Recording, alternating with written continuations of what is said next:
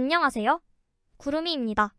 구독과 좋아요 부탁드립니다. 바이에른 뮌헨이 챔피언스 리그 8강에 진출했습니다.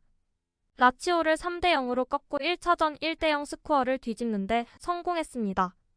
뮌헨의 골은 해리 케인이 39분과 66분에 선제골과 쐐기골을 넣었고 토마스 뮬러가 전반 추가 시간에 득점했습니다. 7만 5천 명의 관중 앞에서 뮌헨 팀은 아마도 이번 시즌 우승을 위한 마지막 기회일 수도 있는 순간을 지켜냈습니다. 토마스 투엘 감독도 이번 여름 영광스러운 작별을 기대할 수 있게 되었습니다. 아쉽게도 김민재는 벤치에서 지켜봐야만 했습니다. 주장 마누엘 노이어는 챔스에서 57번째 클린시트를 기록해 스페인의 전설 이케르 카시아스가 세운 기록과 동률을 이뤘습니다. 8강 대진표는 현지 시간 3월 15일 낮 12시에 리옹에서 추첨을 하게 됐고 4월 9일과 10일에 8강 경기가 시작됩니다.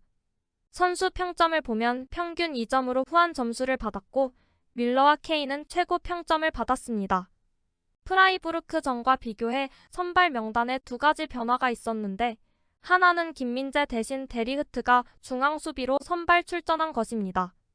킥오프전 투엘 감독은 어려운 결정이었다고 말했습니다. 태클과 전방에서의 자신감 넘치는 플레이로 전반 추가 시간에 뮬러의 헤딩슛을 끌어내 2대0을 만들었습니다. 원래는 임대 선수로 계약했지만 겨울 이적은 투엘에게 중요한 경기를 위한 계약이 된 지 오래되었습니다. 이에 따라 다이어는 라치오와의 경기에서도 선발 11의 이름을 올렸고 다시 한번 눈에 띄지 않는 탄탄한 모습을 보여주었습니다. 그는 전반 35분 헤딩슛도 날렸습니다. 라치오와의 16강 리턴 매치? 투엘을 위한 뮬러의 경기뿐만 아니라 토마스 뮬러 본연의 모습이었습니다. 젊은 파블로비치와 마찬가지로 노장 뮬러도 인상적인 활약을 펼쳤습니다. 케인과 함께 34세의 뮬러는 매우 헌신적인 플레이를 펼쳤습니다. 그는 어색한 패스를 잘 처리했고 케인이 1대0으로 만들기 전에 헤딩으로 공을 처리했고 2대0을 만들었고 71분에는 거의 두 번째 골을 터뜨릴 뻔했습니다. 후반 21분 역습 상황에서 보여준 백힐도 볼만했습니다. 78분에는 기립 박수를 받으며 교체되었습니다. 전반전에는 단 13번의 볼터치로 경기에 전혀 참여하지 않았습니다. 하지만 그중 한 번은 헤딩슛으로 1대0을 만들었고 후반전에는 사내의 슈팅을 정확한 위치에서 밀어넣어 2대0을 만들었습니다. 축구 만화책에서나 나올 법한 골 장면이었습니다. 잉글랜드 주장은 오늘 밤 바이에른 뮌헨이 필요로 했던 것을 정확히 해냈습니다. 케인의 첫 골은 비록 예쁘지는 않았지만 라치오 골키퍼를 제치고 알리안츠 아레나를 황홀하게 만들 정도로 충분했습니다. 이후 경기가 열렸고 케인의 골로 바이에른은 빠르게 치고 나갔습니다. 케인의 활약에 정점을 찍은 것은 쿠션골로 총합 3대1을 만든 것입니다. 오늘의 승리로 선수들은 높은 성취감을 느꼈고 투엘 감독은 자신감 있는 승리를 거뒀다고 하네요. 저희는 매우 행복합니다. 오늘이나 어제 신문에 무슨 기사가 났든 이 기분을 즐기고 싶을 뿐입니다. 팀은 오늘 이 승리를 누릴 자격이 충분했습니다. 우리는 완전히 엉망진창이 아닙니다. 경기장에서 문제가 있는 것은 맞지만 오늘은 모든 것이 좋았습니다. 우리에게 완벽한 밤이었습니다. 큰 경기였어요. 1차전에서 우리는 1대0으로 뒤지고 있었죠. 우리 시즌에서 중요한 순간이었고 최고의 경기였습니다.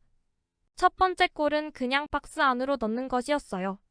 이번 주 내내 득점에 대해 이야기했었죠. 두 번째 골은 왼발로 천천히 마무리했는데 그 과정이 좋았습니다. 이례적인 상황입니다. 앞서 말했듯이 선수로서 우리는 감독뿐만 아니라 클럽을 위해 모든 대회에서 모든 승리를 달성해야 할 책임이 있습니다. 물론 더 발전해야 한다는 것은 알고 있지만 이런 밤은 시즌을 바꿀 수 있습니다. 저는 선수들이 정말 자랑스럽고 이 기세를 계속 이어가야 합니다. 우리는 매우 절제된 모습을 보였습니다. 매우 견고하고 절제된 경기였습니다.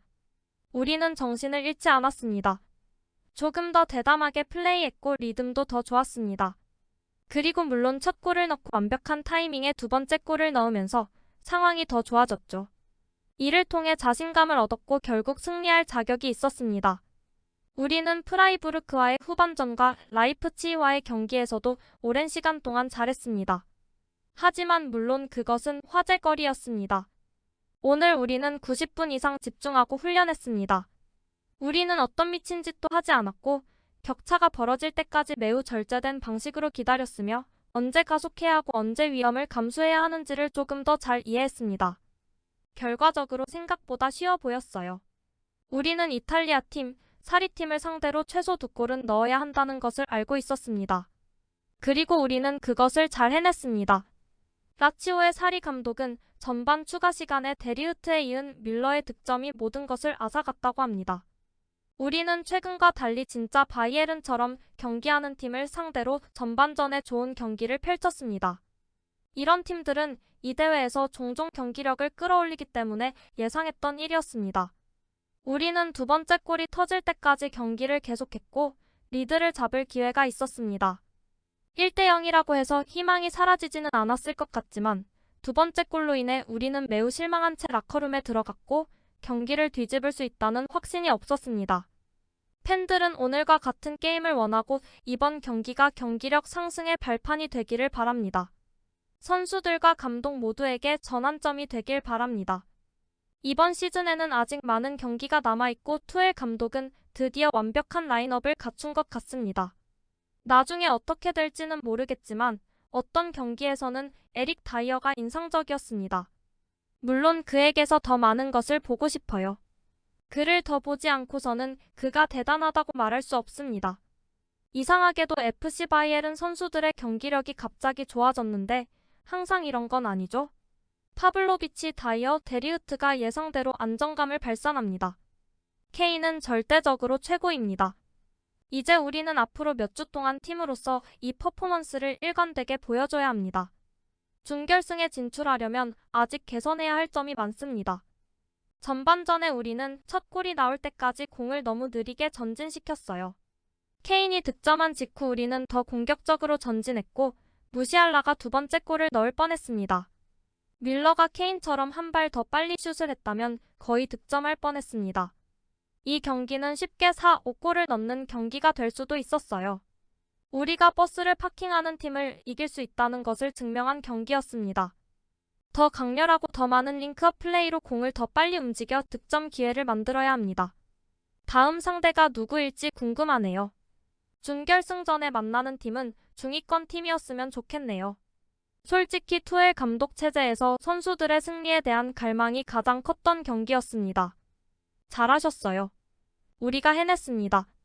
저는 최고의 상대가 아닌 라치오라는 것을 알고 있지만 이 게임이 앞으로 일어날 일에 대한 도화선이 되길 바랍니다. 개인적으로 유일하게 신경 쓰이는 건 UCL 13경기인데 우리는 아직 살아있습니다. 분데스리가 10일 연속 우승 이후에는 어떤 감흥도 느끼기 어렵습니다. 레버쿠젠이 타이틀을 획득한다면 사실 독일과 토너먼트, 그리고 바이에른에게도 좋습니다. 낙관적으로 생각하면 좋은 추첨으로도 우리는 여전히 UCL 준결승이나 결승에 진출할 수 있습니다. 데이비스, 그나브리, 코망이 돌아왔으니 더 나아질 것입니다. 구독과 좋아요는 제작하는 데 큰 힘이 됩니다. 감사합니다. 다음에 또 보아요.